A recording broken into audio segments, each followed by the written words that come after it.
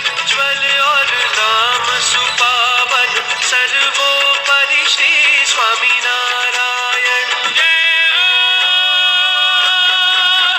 स्वामी नारायण नारायण स्वामी नारायण स्वामी नारायण स्वामी नारायण स्वामी नारायण। माता पिता के वचन का मान रखना हर बेटी का धर्म है प्रभु, किंतु ये तब संभव होता जब ये जीवन हमारा होता। हाँ महाराज जी, अब तो ये जीवन आपको और आपकी भक्ति को समर्पित है। याद रख गोपी, आज के बाद कभी भी उस बस्ती की तरफ न गया या उस औरत से मिलने की कोशिश भी तूने की तो मुझसे बुरा कोई ना होगा। तुमसे बुरा कोई नहीं हो सकता माँ। ठहर जा पापी, हमें या हमारे परिवार को तेरे पाप की कमाई की कोई भी वस्तु नहीं चाहिए। कठोर मत बनो बहन, मगर तुझ जैसी वैश्य के घर से लाई हुई कोई भी वस्तु को छूना भी मेरे लिए पाप है। माना कि मैं एक वैश्या, लेकिन हूँ तो आप ही की तरह एक स्त्री न। ना जाने कितने ही घर संसार उजाड़े हैं तुमने, तू मेरे पति की हत्या करके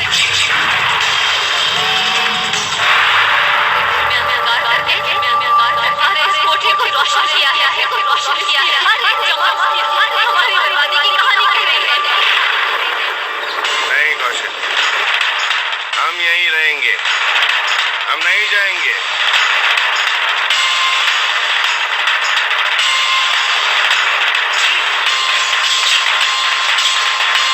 तुम यहाँ से चले जाओ कौशल्या। मैं आपको यहाँ एक पल भी रहने नहीं दूंगी। चलिए स्वामी, चलिए।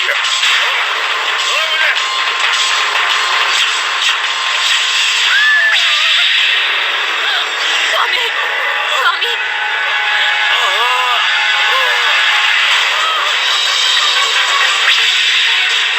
स्वामी,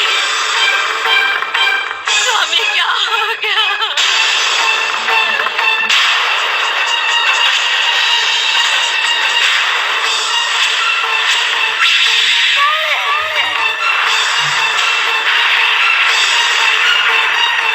तुम्हारे कलेजे को ठंडक, तुमने मेरा सुहाग छीन लिया। जिस तरह आज तुमने मेरा सब कुछ बर्बाद किया ना, उसी तरह भगवान भी तुम्हारी सारी खुशियां छीन लेगा। तुम सुखी कभी नहीं रह सकते, कभी भी सुखी नहीं रह सकते। तुम सुखी कभी भी नहीं रह सकते, कभी भी सुखी नहीं रह सकती। तुम सुखी कभी भी नहीं रह सकते।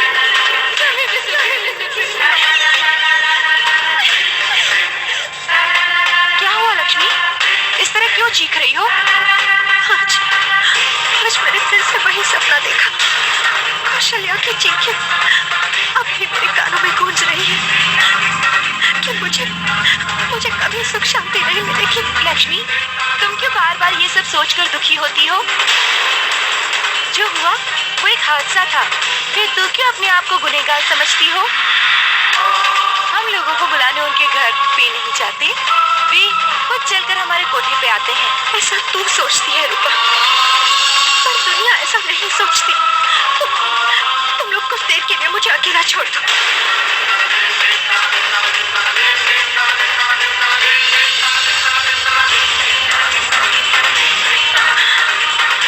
न जाने गोपी अब किस हाल में होगा। हे भगवान, गोपी की रक्षा करना भगवान।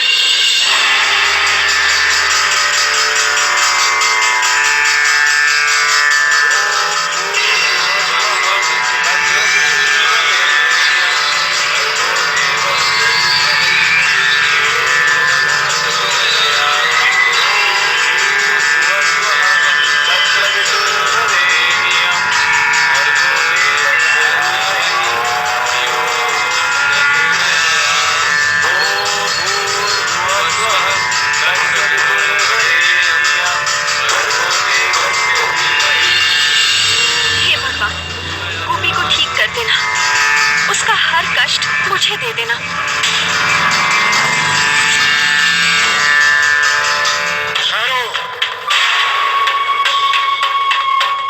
वेश्या, पंडित जी वैश्या,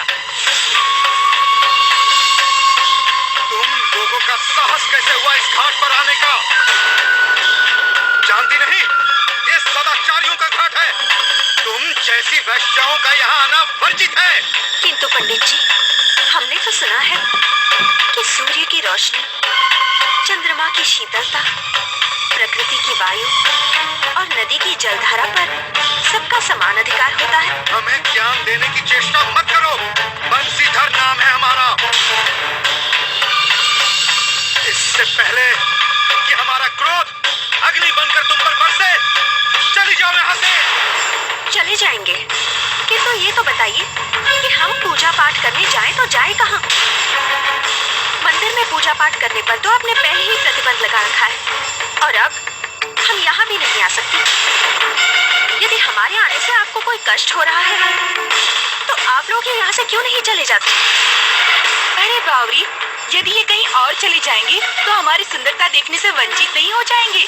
क्यों पंडित जी, सच कहा ना मैंने?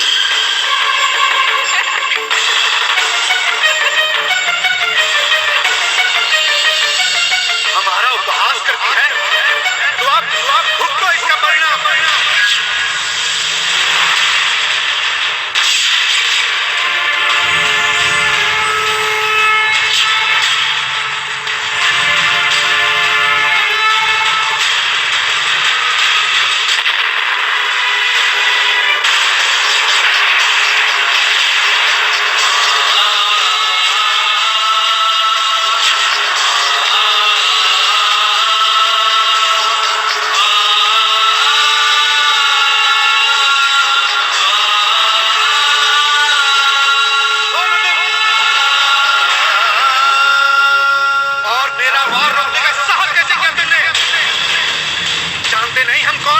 जानता हूँ आप एक ब्राह्मण हैं, और एक ब्राह्मण होते हुए आपको ये शोभा नहीं देता कि आप एक स्त्री को इतना कठोर दंड दें। यदि आपके फेंके हुए त्रिशूल से उसकी मृत्यु हो जाती तो आप पाप के भागीदार बन जाते। हमने तो आपको हत्या के पाप से बचाया है। पाप से मुझे बचाने आए हो?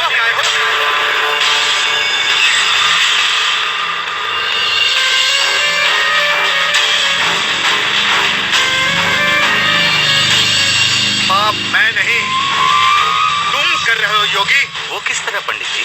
इस पापिन का साथ देकर। जानते हो ये कौन है? ये वैश्या है, वैश्या। इसने हमारे सदाचारी घाट पर कदम रखकर इसे अपवित्र किया है, हमारी पूजा में विघ्न डाला है। यदि एक स्त्री से आपकी पूजा में विघ्न पड़ता है तो इसका तात्पर्य तो यही है कि आपका ध्यान प्रभु की आराधना में था ही नहीं। और रहा सवाल इस जल के अपवित्र होने का, तो भला यह कैसे संभव है कि किसी के शरीर के स्पर्श मात्र से ये जल अपवित्र हो जाए? क्योंकि ये शरीर तो प्रभु की रचना है, और भला प्रभु की कोई भी रचना अपवित्र कैसे हो सकती है? योगीराज, भाषण अच्छा देते हो, किंतु तुम ये नहीं जानते कि हम कौन हैं। हम यहाँ के वामपंथी ब्राह्मण हैं, बंसीधर। हमने अच्छों की बंसी बजाई है। अगर तुम्हें ये पतिता इतनी ही पवित्र लगती है तो इसके हाथ का भोजन करो, सेवा कराओ इससे। यदि इसके भाग्य में हमारी सेवा लिखी है तो भला उसे कौन रोक सकता है? भाग्य, चलो।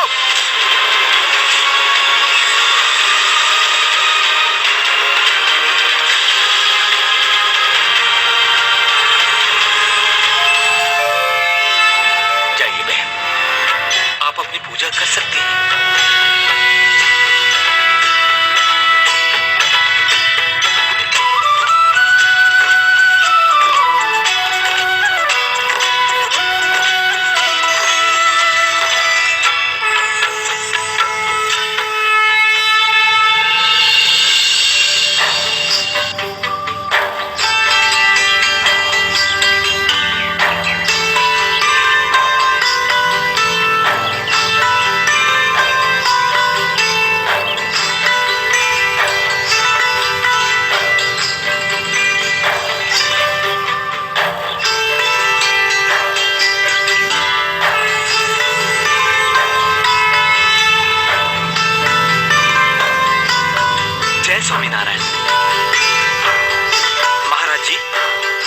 समय यज्ञ की सारी तैयारियां सुचारू रूप से चल रही है और बाहर से हरि भक्त भी आने लगे हैं, जिनके रहने का प्रबंध हो गया है।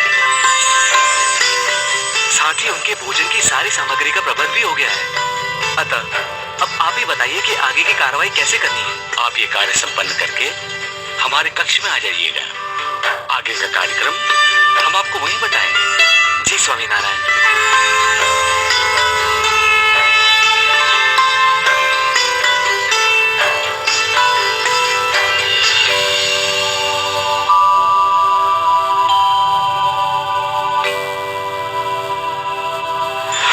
यदि आपके फेंके हुए त्रिशूल से उसकी मृत्यु हो जाए तो आप आपके भागीदार बन जाते हैं। यदि किसी से आपकी पूजा में विघ्न पड़ता है तो इसका तात्पर्य तो यही है कि आपका ध्यान प्रभु की आराधना में था ही नहीं। और रहा सवाल इस जल के अपवित्र होने का, तो भला यह कैसे संभव है कि किसी के शरीर के स्पर्श मात्र से ये जल अपवित्र हो जाए? क्योंकि ये शरीर तो प्रभु की रचना है, और भला प्रभु की कोई भी रचना अपवित्र कैसे हो सकती है? यदि इसके भाग्य में हमारी सेवा लिखी है तो भला उसे कौन रोक सकता है?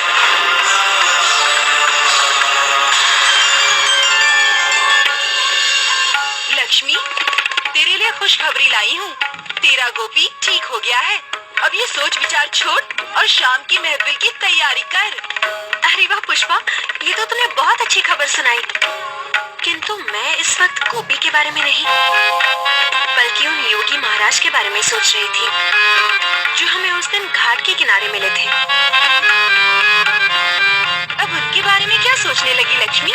यही कि आज से पहले इतनी सम्मानजनक बातें हमारे लिए किसी ने नहीं कही। वे अवश्य ही कोई महान पुरुष है, और उनसे अलग सच उन्हें देखकर दिल कर रहा था कि उनकी पूजा करूं, उनकी सेवा करूं।